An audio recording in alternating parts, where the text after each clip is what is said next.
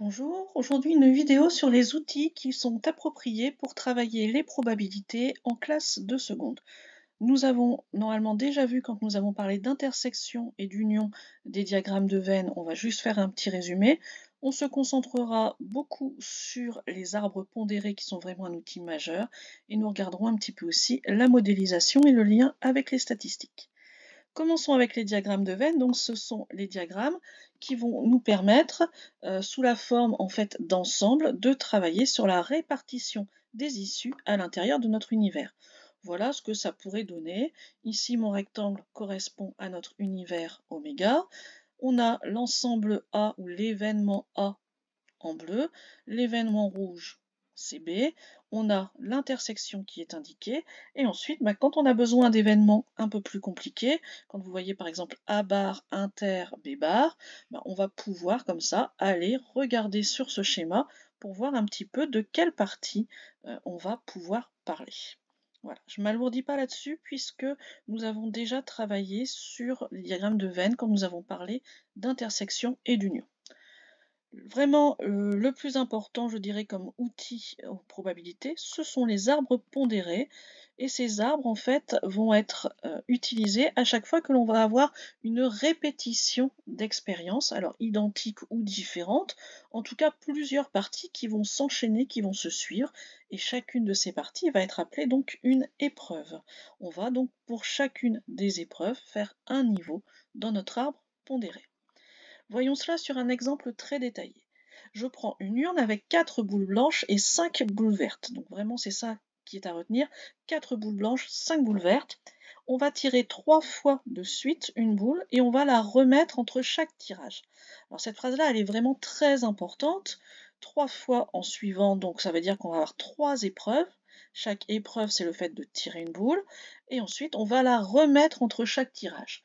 Ça va nous arranger parce que ça va nous permettre de dire que à l'intérieur de mon urne, à chaque fois que je vais tirer, j'aurai 4 boules blanches et 5 vertes. Sinon, on aurait dû s'adapter au fur et à mesure en fonction de ce qu'on aurait tiré, en fonction de la couleur de la première boule, on n'aurait pas eu la même chose pour la deuxième et de la même façon pour la troisième. Donc là, je me suis placée dans un cas plutôt simple. La probabilité maintenant d'obtenir au moins 2 boules blanches. Alors si vous deviez faire à la main la liste de tous les cas possibles, ce serait vraiment une horreur. Vous avez 9 boules ici, que l'on va répéter au niveau expérience 3 fois, donc 9 exposant 3. Je vous laisse calculer combien ça fait. Ça fait beaucoup, on le verra tout à l'heure. Ce que l'on va faire plutôt, c'est que l'on va donc modéliser cela à l'aide d'un arbre, et donc on va pour chaque épreuve, donc pour chaque tirage, indiquer comment peuvent être répartis nos résultats. Donc ici, comme j'avais 4 boules blanches, j'ai une probabilité de 4 neuvièmes de tirer la boule blanche et une probabilité de 5 neuvièmes de tirer la boule verte. Alors vous le verrez, ça va se répéter à chaque fois. On doit avoir sur les branches qui partent d'un même nœud, c'est-à-dire d'un même point, on doit toujours avoir une somme égale à 1 pour représenter la probabilité de notre univers, c'est-à-dire l'ensemble des cas possibles.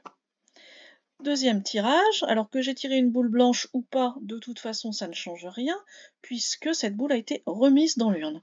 Donc deuxième tirage, on a à nouveau une probabilité de 4 neuvièmes de tirer une boule blanche et de 5 neuvièmes de tirer une boule verte. Et c'est exactement la même si on a tiré au départ une boule verte. Sinon on n'avait pas remis, on aurait dû adapter ici, on aurait déjà eu plus que 8 boules dans notre urne, et ici on aurait eu 3 blanches et 5 vertes, et si on avait tiré une verte, on aurait eu par contre 4 blanches et 4 vertes. Et ça aurait changé, donc fait évoluer nos probabilités au fur et à mesure. Troisième tirage, on recommence la même chose, quel que soit ce qui s'est passé avant, puisqu'il y a une remise, on a du 4 neuvième et 5 neuvième. Notre but donc était de trouver la probabilité d'obtenir au moins 2 boules blanches. Pour cela, on va repérer en rouge, ou dans une autre couleur, on s'en fiche, tous les chemins qui nous font arriver à au moins 2 boules blanches. Donc si on prend le chemin supérieur, on a même 3 boules blanches, puis ensuite on a 2 blanches, une verte, ou alors une blanche, une verte, une blanche, et enfin une verte et 2 blanches à la suite. Chacun de ces chemins va pouvoir être calculé en termes de probabilité. Et ça, c'est la règle de la multiplication. on va multiplier chacune des probabilités que l'on rencontre sur les branches. Donc pour la première, vous allez faire 4 neuvièmes fois 4 neuvièmes fois 4 neuvièmes. Pour la deuxième, 4 neuvièmes fois 4 neuvièmes fois 5 neuvièmes cette fois-ci. Et vous allez voir que pour les autres, ça va toujours être le même calcul en fait. 4 neuvièmes fois 5 neuvièmes fois 4 neuvièmes. Chaque fois là on a 2 blanches et une verte, donc 2 fois le 4 neuvième qui va apparaître et une fois le 5 neuvième pour la verte. On va donc comme ça obtenir différentes probabilités qui vont chacune correspondre à un chemin sur notre arbre.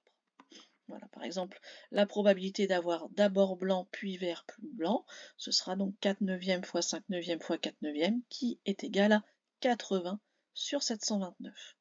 Quand tout à l'heure je vous disais qu'on avait beaucoup de choses à écrire si on voulait faire la liste de toutes les possibilités, on aurait 9 fois 9 fois 9, donc 729 en fait, tirages possibles, différents. On va additionner maintenant les probabilités de chacun des chemins pour donner la probabilité totale d'avoir au moins nos 2 boules blanches. C'est l'intérêt d'avoir gardé sur les mêmes fractions. Si ça se simplifiait, je ne l'aurais pas fait pour éviter justement d'être embêté, puisque je sais que j'ai une addition à faire à la fin. En additionnant tout, on voit qu'on a une probabilité de 304 sur 729 d'obtenir au moins 2 boules blanches. Bon, bah, cette probabilité, clairement, elle n'est pas évidente du tout. Et on voit bien l'intérêt de l'arbre. Ça donc schématise bien notre expérience. On peut comme ça poser calmement tous les nombres qui interviennent et puis ensuite aller calculer séparément chacune des branches. Ensuite, voilà, ce sont des petites étapes. Normalement, on va s'en sortir sans trop se perdre. Dernier outil qui est possible de faire, celui-là, ce sera pour des expériences dont on ne peut pas réellement calculer la probabilité d'un événement parce que c'est une expérience qui est trop complexe. Je prends moi toujours l'exemple, si vous prenez une punaise avec une tête arrondie, vous la lancez en l'air et vous regardez la probabilité qu'elle tombe sur sa tête, donc avec la pointe en l'air, ou alors qu'elle tombe avec la pointe un petit peu en bas, là, un peu en diagonale. Bah ça, c'est de la physique, ça dépend de la répartition des matériaux, ça dépend des masses, c'est beaucoup trop compliqué à aller calculer à notre niveau. À ce moment-là, ce que l'on peut faire, c'est une modélisation grâce aux statistiques. C'est-à-dire qu'on va lancer un très grand nombre de fois, si je reprends mon histoire de punaise, je vais lancer un très très grand nombre de fois et je vais compter le nombre de fois où ça tombe sur la tête et le nombre de fois où ça va tomber sur la pointe. Et à ce moment-là, la fréquence de chacun de ces événements va se rapprocher de la théorie, et la théorie, ce sera notre probabilité. Donc on va passer par la pratique et on va faire ça un très grand nombre de fois. On va arriver à quelque chose d'assez proche de la théorie. Alors on pourra pour cela soit le faire à la main, mais vous verrez qu'il faut vraiment un très très grand nombre de lancers pour avoir une stabilisation, donc c'est un petit peu gênant. Par contre, on peut le faire avec des outils informatiques comme un tableur, avec la calculatrice, vous avez la touche aléa, un programme, etc. Alors je vous montre un petit peu à quoi ça peut ressembler. Si vous travaillez par exemple sur un dé qui est pipé, c'est-à-dire un dé qui est truqué. On va donc ici regarder la fréquence d'obtention de la face 6. Vous savez que normalement, un dé a une probabilité, s'il est équilibré, de tomber sur chacune des faces de 1/6, c'est-à-dire 0,16666, etc. si on fait une valeur approchée. Or ici on a truqué notre dé et on voit nos lancers donc avec la fréquence du 6 qui va évoluer au fur et à mesure. Combien de fois on a fait 6 par rapport à la totalité de nos lancers. Et en fait vous allez voir que ça va se stabiliser. On voit déjà apparaître ici que l'on sera une probabilité environ égale à 0,3. Vous voyez là c'est au bout de 600 lancers, mais normalement si vous lancez vraiment énormément, et par exemple avec la calculatrice ou un tableur, vous allez voir que ça va faire un peu comme un entonnoir, ça va se resserrer et de plus en plus s'affiner autour du 0,3. Voilà, donc nos trois outils sont les diagrammes de Venn pour tout ce qui est travail sur les ensembles, les unions, les intersections, les complémentaires, les arbres de probabilité qui vont nous permettre de voir les enchaînements des preuves. Et enfin, pour les cas vraiment complexes, on ne peut pas juste y arriver par la réflexion, une modélisation à l'aide de la pratique. Voilà, au revoir.